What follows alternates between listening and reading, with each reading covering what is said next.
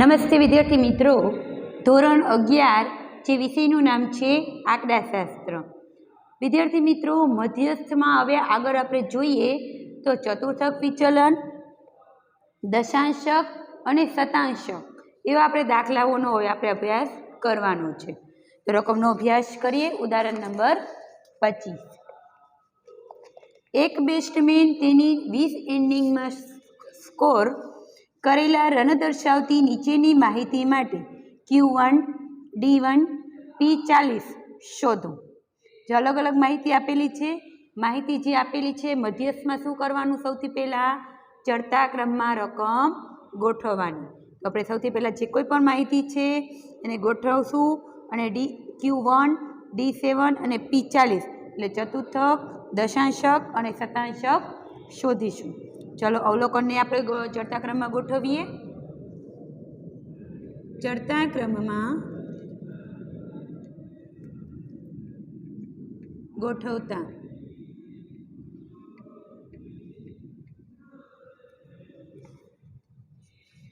નવ, 10,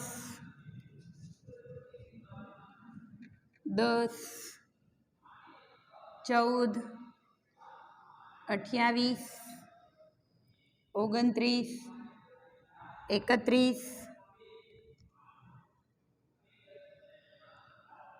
32, 47, 53, 54, 60, 62, 63, 67, 71, 80, 96 અને 148. એન બરાબર સંખ્યા કેટલી છે? 1, 2, 3, 4, 5, 6, 7, 8, 9, 10, 11, 12, 13, 14, 15, 16, 17, 18, 19 અને 20 આપણને રકમ આપી દીધી છે. ફરીથી જોઈ લઈએ. 9, 10, 10, 14, 28, 29, 31, 32, 40 આપણે ભૂલાઈ ગયા છે. 40, 47, 53, 54, 60, 62, 63, 67, 71, 80, 96 અને 108. ટોટલ એન બરાબર કેટલી સંખ્યા છે? 20. હવે આપણે સૌથી પહેલાં શું શોધીશું? ચતુર્થક વિચલન. તો ચતુર્થકનું સૌથી પહેલાં સૂત્ર શું આવે? તો કે Q1 બરાબર n+1 અવલોકનોની કિંમત. n એટલે કેટલા છે? 20. 20 + 1 ભાગ્યા 2. 20 + 1 એટલે 21 ભાગ્યા 2. 21 ભાગ્યા 2 કરી એટલે આપણને સંખ્યા મળશે Q1 બરાબર 5.25 અવલોકનોની સંખ્યા. 5.25 એટલે જો લખશું 5મા અવલોકનોની સંખ્યા પ્લસ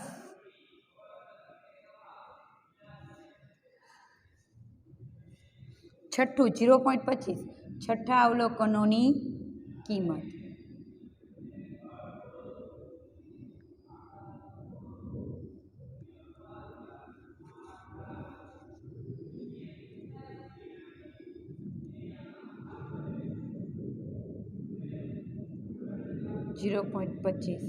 પ્લસ છઠ્ઠા અવલોકનોની કિંમત. હવે 5મા અવલોકનોની સંખ્યા, 5મું અવલોકન આપણે ચડતા ક્રમમાં ગોઠવ્યું એ જોવાનું. કયું આવે છે? 1, 2, 3, 4 અને 5. 5મું કયું આવ્યું? 28 પ્લસ 0.25 કૌંસમાં છઠ્ઠા અવલોકનોની કિંમત માઇનસ 5મા અવલોકનોની કિંમત. હવે છઠ્ઠા અવલોકનોની કિંમત કઈ થશે? તો કઈ થશે? 29 માઇનસ 28.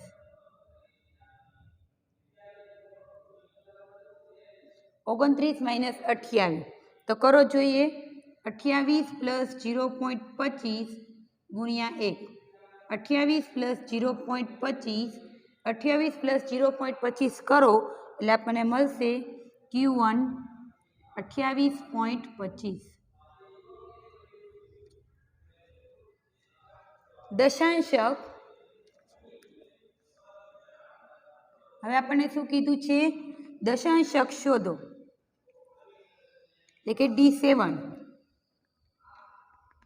બરાબર સૂત્ર શું થશે D7 બરાબર 7n+1 છેદમાં 10 અવલોકનોની સંખ્યા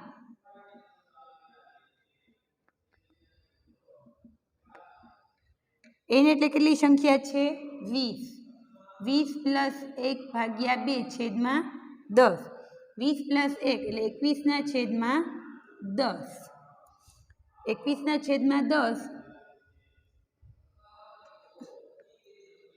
માં અવલોકનોની સંખ્યા એટલે કેટલું આવશે 14.7 ના અવલોકનોની સંખ્યા હવે 14.7 એટલે 14માં અવલોકનોની સંખ્યા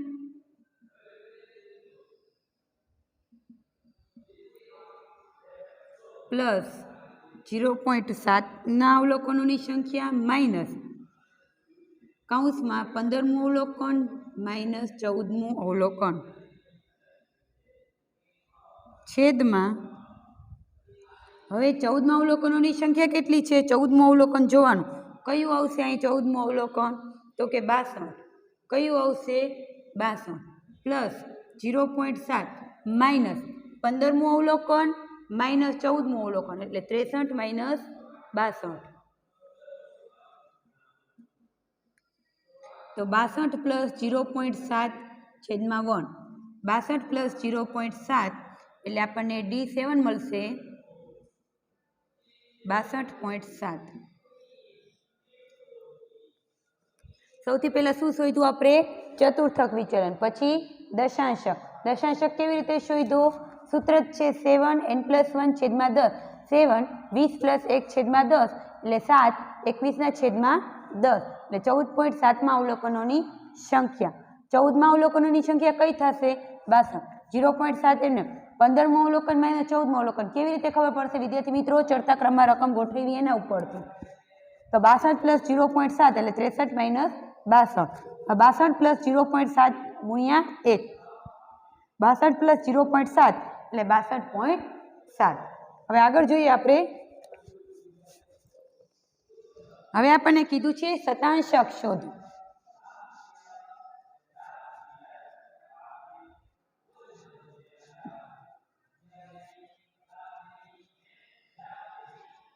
શું કીધું છે શતાંશક P40 નો શતાંશક શોધો તો P40 બરાબર સૂત્ર લખીશું 40n+1 છેદમાં 10 100 શતાંશક કીધું છે દશાંશક કીધું એટલે 10 આ વસ્તુ યાદ રાખવાનું છે દશાંશક એટલે 10 ચતુર્થક એટલે 4 અને શતાંશક એટલે 100 છેદમાં લેવાના આ વસ્તુ યાદ રાખવાની છે વિદ્યાર્થી મિત્રો તો 40n+1 છેદમાં 100 40 n એટલે કેટલા છે 20 પ્લસ 1 છેદમાં 100 40 21 છેદમાં 100 હવે ગુણાકાર કરીશું એટલે કેટલું આવશે 8.4માં અવલોકનોની સંખ્યા હવે 8મું અવલોકન પ્લસ 0.4 9મું અવલોકન માઇનસ 8મું અવલોકન માઇનસ 8મું અવલોકન હવે 8મું અવલોકનોની સંખ્યા એટલે આપણે અહીંયા જોવાનું ચડતા ક્રમમાં રકમમાં મૂકી હોય ને તે તો 8મું અવલોકન કયું થશે 32 કયું થશે 32 પ્લસ 0.4 9મું અવલોકન કયું થશે 40 40 માઇનસ 32 તો 32 પ્લસ 0.4 40 માઇનસ 32 એટલે કેટલા આવશે 8 8 ગુણ્યા 4 32 પ્લસ 3.2 એટલે આપણને P40 બરાબર મળશે વિદ્યાર્થી મિત્રો 35.2. ફરીથી જોઈએ P40 શતાંશક કીધો છે એટલે આપણે 100 લેશું છેદમાં સૂત્ર 40. શું કામ 40? કારણ કે P40 કહી દીધો છે. 40 n+1 છેદમાં 100. 40 n એટલે 20 20 પ્લસ 1 છેદમાં 100. 40 20 પ્લસ 1 એટલે 21 21 ના છેદમાં 100 એટલે 8.4માં અવલોકનોની સંખ્યા. 8મું અવલોકન કયું થશે? 32. 0.4 n. 9મું અવલોકન માઇનસ 8મું અવલોકન. કેવી રીતે ખબર પડશે? ચડતા ક્રમમાં રકમ જોતા. એટલે 40 માઇનસ 32 એટલે 8. 8 ગુણ્યા 0.4 એટલે 3.2 પ્લસ 32 એટલે 35.2. તો વિદ્યાર્થી મિત્રો તમારી બુકમાં નોંધ કરી લ્યો.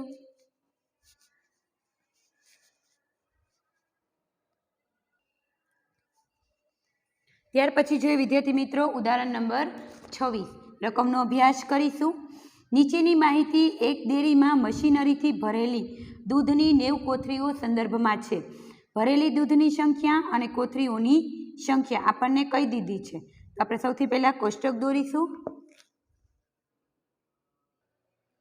કોષ્ટક દોરીશું આપણે. જોઈએ તો ભરેલું દૂધ અને કોથળીઓની સંખ્યા. તો જોઈએ ભરેલ દૂધ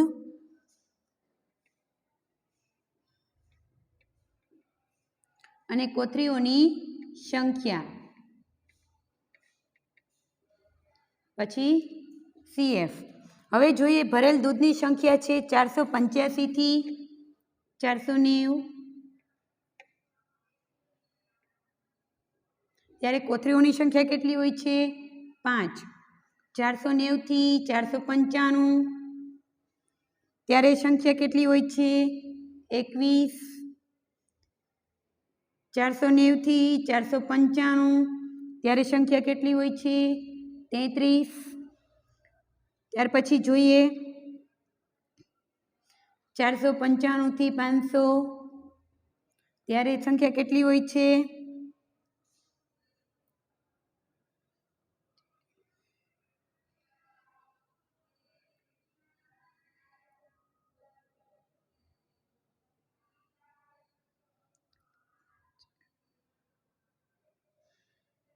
495. ત્યાર પછી જોઈએ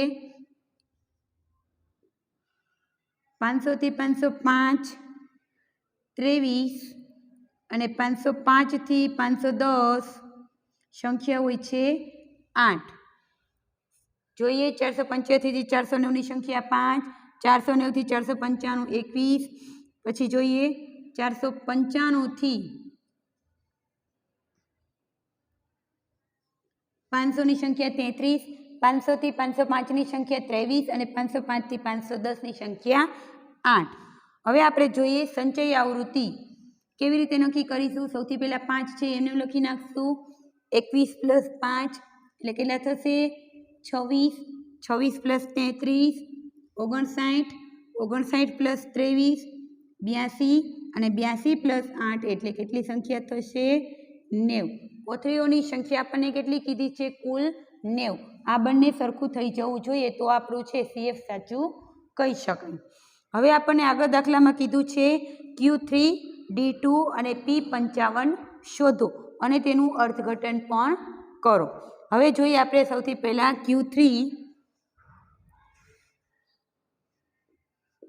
Q3 બરાબર 3 n/4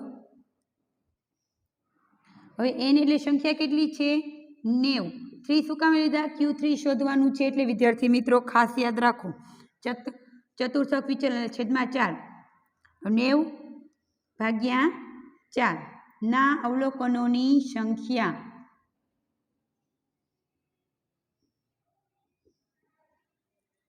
હવે 90 ગુણ્યા 3/4 270/4 કરો એટલે આપણને મળશે 67.5 ના અવલોકનોની સંખ્યા.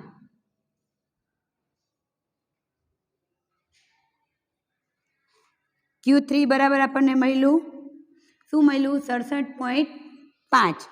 હવે આપણે જોઈએ ચતુર્થક વિચલન શોધીશું આપણે.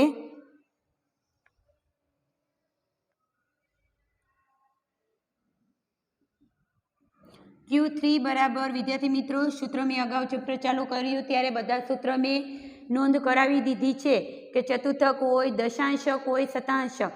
ફરીથી જોઈએ આપણે ચતુર્થકનું સૂત્ર L પ્લસ, કારણ કે માહિતી કેવી છે, અનિવારક છે, L plus 3n/4 minus CF ગુણ્યા C/F. મધ્યસ્થમાં પણ આવું સૂત્ર આવતું હતું. હવે જોઈએ L એટલે આપણે કેટલી રકમ ધારીશું, 500 પ્લસ 3n એટલે કેટલી સંખ્યા આવી, 90/4 એટલે કેટલું આવ્યું, એને આપણે સંખ્યા કેટલી શોધી, 67.5 માઇનસ CFની સંખ્યા કેટલી નક્કી કરી, 59 કૌંસ પૂરો છેદમાં F આપણે કેટલા લેશું, 23 ગુણ્યા વર્ગ લંબાઈનો ડિફરન્સ આપણે જોઈ શકીએ છીએ, કેટલાનો છે, 5નો છે, C એટલે 5. હવે આપણે જોઈએ તો 500 પ્લસ 67.5 માઇનસ 59 ગુણ્યા 3 કરો જોઈએ એટલે 8.5/23 ગુણ્યા 5. કેવી રીતે આવ્યું, ફરીથી 67.5માંથી 59 બાદ કરો એને ગુણ્યા 3 એટલે 8.5/23 ગુણ્યા 5. 500 પ્લસ 8.5 ગુણ્યા 5 એટલે આવશે 42.5/23. 500 પ્લસ 42.5/23 એટલે 1.8478. 1.8478 પ્લસ કરો 500માં એટલે જવાબ આવશે 501.85. એ શું મળ્યું આપણને વિદ્યાર્થી મિત્રો, Q3 આપણને કીધું હતું. સૌથી પહેલાં આપણે Q3માં શું શોધીશું, Q3 બરાબર 3n/4 3 એમને 90 કેવી રીતે આવ્યા તે Q3ની સંખ્યા આપણને કીધી છે, 90/4 અવલોકનોની સંખ્યા એટલે 67.5 n બરાબર. ચતુર્થક વિચલન Q3 બરાબર L plus 3n/4 minus CF/F ગુણ્યા C. L એટલે 500, 3n એટલે 67.5 માઇનસ 59/23 ગુણ્યા 5. 500 67.5માંથી 59 બાદ કરો એને ગુણ્યા 3 એટલે 8.5/23 ગુણ્યા 5. 500 પ્લસ 42.5/23 42.5/23 કરો એટલે 1.8478 પ્લસ 500 એટલે 501.85. હવે આગળ આપણે જોઈએ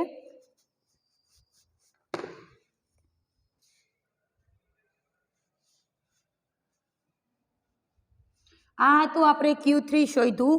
હવે આપણે શોધીશું D2.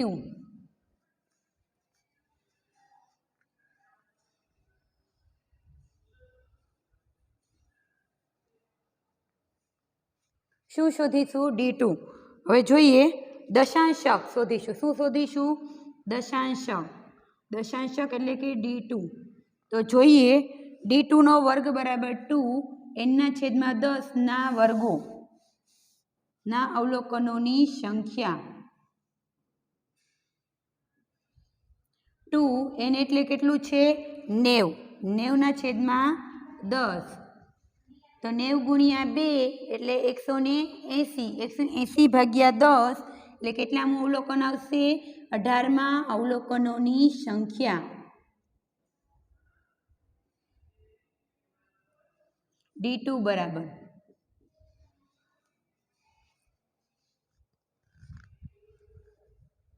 હવે આપણે જોઈએ કે 18માં અવલોકનોની સંખ્યા આપણે શોધી લીધી. પછી હવે આગળ શું કીધું છે કે માહિતી કેવી છે, અનિવારક છે. તો સૂત્ર લખીશું આપણે D2 બરાબર L plus 2n/10 minus CF/F ગુણ્યા C. L એટલે આપણે કેટલું ધાર્યું છે, 490. અલગ અલગ રકમ ધારવાની છે. 490 પ્લસ 2n એટલે કેટલું છે, આપણે ધાર્યું હતું n/2. n કેટલું આવ્યું અહીંયા આપણું, 18. 18/10 માઇનસ CF. આપણે કેટલી નક્કી કરીશું, 5.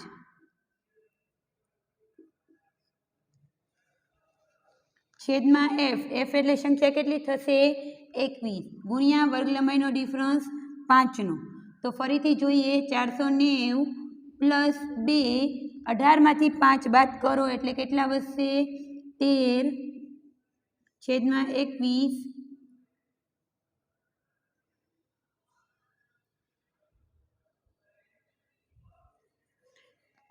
490 પ્લસ 2 18 માઇનસ 5 છેદમાં 10 છેદમાં 21 ગુણ્યા 5. તો 18માંથી 5 બાદ કરો એને ગુણ્યા 2 એટલે કેટલા આવશે 13 છેદમાં 21 ગુણ્યા 5. 490 પ્લસ 13 ગુણ્યા 5 એટલે 13 પંચા 65 છેદમાં 21. 490 પ્લસ 65 ભાગ્યા 21 કરો એટલે 3.0952. 490 પ્લસ 3.0952 એટલે મળશે 493.1. એ શું મળ્યું આપણને D2 મળ્યો આપણને દશાંશક મળ્યો. કેટલો મળ્યો બસ 493.1. વિદ્યાર્થી મિત્રો અહીંયા સુધી તમારે નોંધ કરી લો. આગળ આપણે જોઈએ પછી આપણને કીધું છે કે શતાંશક શોધો P55 નો શતાંશક શોધો. હવે આપણે શું કીધું છે આગળ P55 નો શતાંશકનો વર્ગ શોધો. તો P55 નો વર્ગ બરાબર 55 n છેદમાં 100 શતાંશક એટલે 100 ના અવલોકનોની સંખ્યા 55 n એટલે કેટલા છે 90 છેદમાં 100માં અવલોકનોની સંખ્યા 90 છેદમાં 100માં અવલોકનોની સંખ્યા એટલે કેટલા આવશે ગુણ્યા 55 એટલે 49.5 ના અવલોકનોની સંખ્યા અથવા વર્ગ.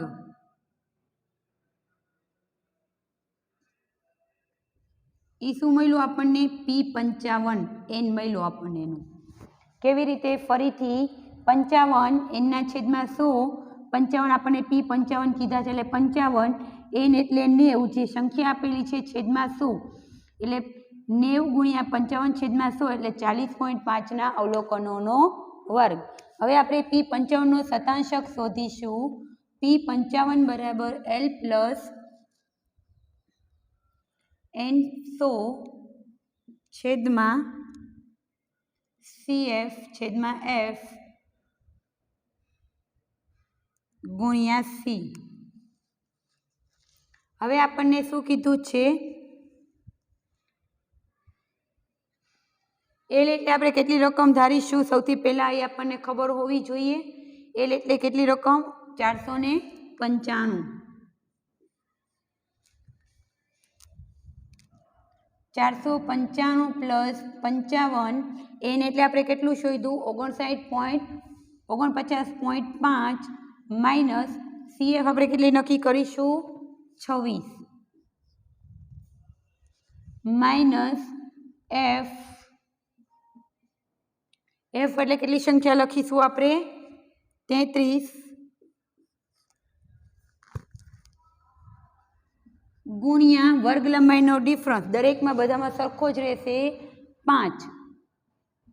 હવે જોઈએ 49.5 પ્લસ 49.5 માઇનસ 26 ગુણ્યા 55 કરો એટલે કેટલા આવશે 23.5 છેદમાં 33 ગુણ્યા 5. 49.5 પ્લસ 23.5 ગુણ્યા 5 કરો એટલે કેટલું આવશે 117.5 છેદમાં 33. 49.5 પ્લસ 117.5 ભાગ્યા 33 કરો એટલે 3.5 606 પ્લસ કરો એમાં 49.5 એટલે જવાબ મળશે 498.56. એ શું મળ્યું આપણને P55 નો શતાંશક મળ્યો આપણને. તો વિદ્યાર્થી મિત્રો આવા દાખલા પૂછાઈ શકે 5 માર્કના જે આપણો ઈ વિભાગ એફ વિભાગ હોય છે એમાં કે ચતુર્થક શતાંશક અને દશાંશક દ્વારા દાખલો. વિદ્યાર્થી મિત્રો આવા દાખલા પૂછાય છે એટલે ખાસ પ્રયત્ન કરો. તો વિદ્યાર્થી મિત્રો ઉદાહરણ નંબર 26 તમારી બુકમાં નોંધ કરી લેજો. Thank you.